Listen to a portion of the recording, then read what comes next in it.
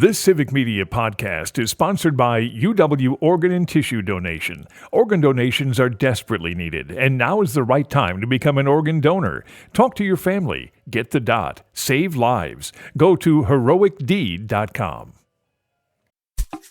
This is your WMDX Daily News Roundup for Mad Radio 92.7 FM and 1580 AM in Madison.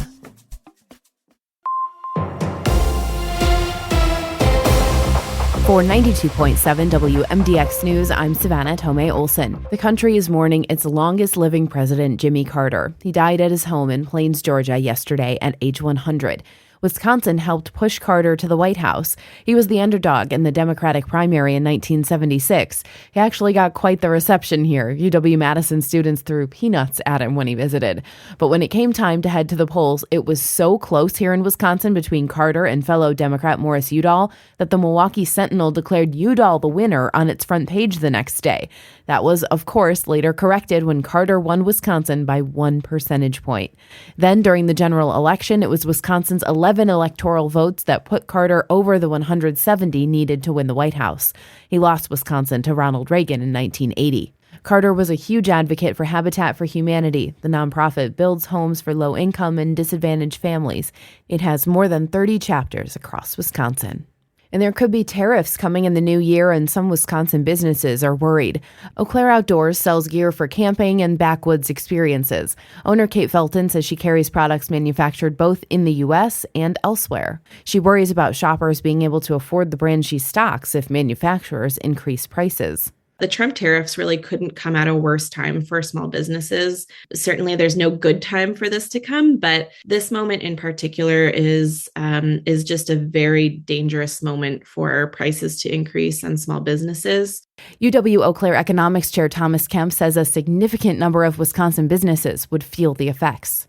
Let's say a small Wisconsin business is dependent upon a Chinese supplier for, say, machinery and equipment, that's going to impact them significantly. Or if they're a retailer that sells primarily goods and services made in China, they're going to be impacted by this. In 2022, Wisconsin imports totaled $41 billion, the highest level recorded in state history. That's according to the Wisconsin Economic Development Corporation.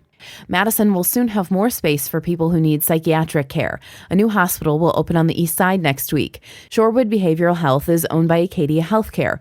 The new 120-bed hospital is east of the interstate and south of 151.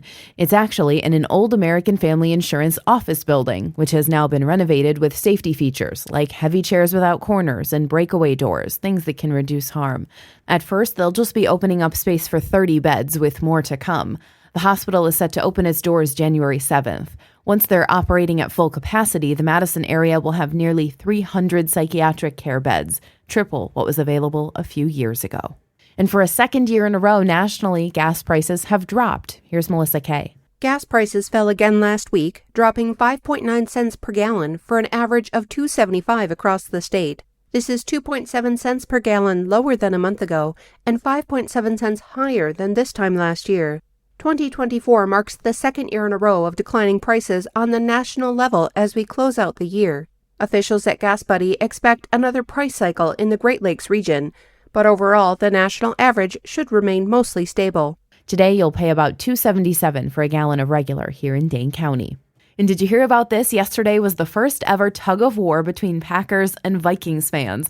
They met on a bridge between Stillwater, Minnesota and Hudson, Wisconsin, so they were right on the border. Fans of each team pulled on a 300-pound rope.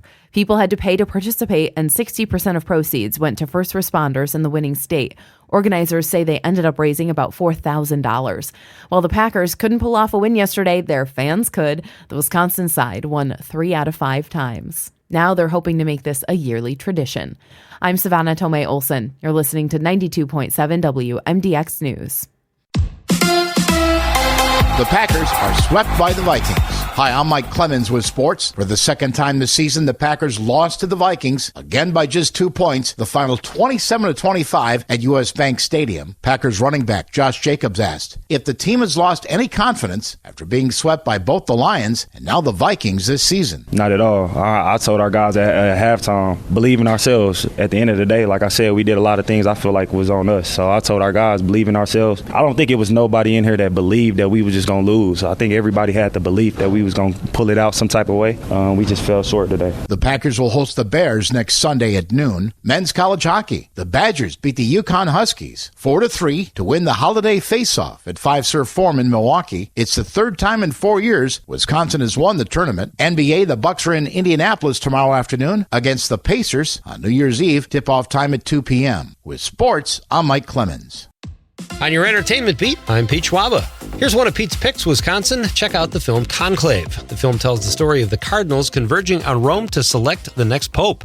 Ray Fiennes is our Access character who manages the whole scene as potential candidates jockey for position to become the next pontiff. Lots of unexpected twists and great storytelling. In addition to Fiennes, the film stars John Lithgow, Stanley Tucci, and Isabella Rossellini. Just under 2 hours, but doesn't feel like it. Check it out. So much TV to watch, so little time. If you're a horror fan, check out TheWrap.com's recent list of the best horror episodic TV shows from 2024, which include AMC's Interview with a Vampire Season 2, Paramount Plus's last season of Evil, which The Wrap called an almost perfect show. Walking Dead fans will be thrilled to hear that Rick and Michonne's show, The Ones Who Live, was also on the list, as was a show many horror fans have talked about called What We Do in the Shadows. Check out the full list and watch them all. Batman fans eagerly awaiting the second installment of the new franchise will have to tap the brakes. Variety reports that the Matt Reeves-directed Batman 2 has been delayed a year and will now hit theaters in 2027. The film was originally slated for an IMAX release that would hit theaters October 2nd of 2026. Warner Brothers has announced that taking those screens will be a new Tom Cruise film that they are hoping to get on the big screen to qualify for the 2026 Oscar season. Here's one of Pete's picks. The Order, starring Jude Law as an FBI agent tracking a white supremacist group, is a really solid watch. Based on a true story from the 1980s, Law tracks the gang as they rob banks and set bombs off, terrorizing the Pacific Northwest. The film has good action and is a great detective story. The Order also stars Nicholas Hoult as the leader of the criminal group, Ty Sheridan as a local sheriff's deputy, and Journey Smollett as an FBI agent. The film has been a hit with critics and audiences alike. Strongly recommend. Looking ahead to 2025, Variety has put out its annual list of most anticipated movies. As you might have guessed, there are a lot of franchise and superhero films headed our way. Marvel is expected to release Captain America: Brave New World, Thunderbolts, and the Fantastic Four: First Steps. And believe it or not, Hollywood has a few sequels they are planning to throw at us in the new year, including a Jurassic Park film and Five Nights at Freddy's Part 2. Another superhero flick, James Gunn's Superman, will also hit theaters in June. There will be a healthy assortment of family films, including Paddington in Peru, a Minecraft movie, Zootopia 2, and SpongeBob: The Search for SquarePants. I need a pair of those after the holidays. Looking well into next year, Hollywood will not let you forget that the second installment of Wicked for Good, opens next Thanksgiving. If that wasn't enough, James Cameron will also be putting out yet another Avatar film. Horror fans can also look forward to the third installment of Danny Boyle's 28 Days trilogy. For more showbiz fun, tune in to Nightlight with me, Pete Schwaba, weeknights from 6 to 8 p.m. on the Civic Media Radio Network. It's the last time we'll see the sunshine this year. With partly sunny skies today, will become mostly cloudy by tonight, with more areas of dense fog. High temperatures today stay mild, tapping the upper 30s, and tonight slide below freezing to the mid-20s. I'm meteorologist Brittany Merlot. Currently, it's 42. That's your WMDX Daily News Roundup from Civic Media. Subscribe to this podcast on Spotify, Apple, or wherever you find your podcasts. Find more news at mad.radio.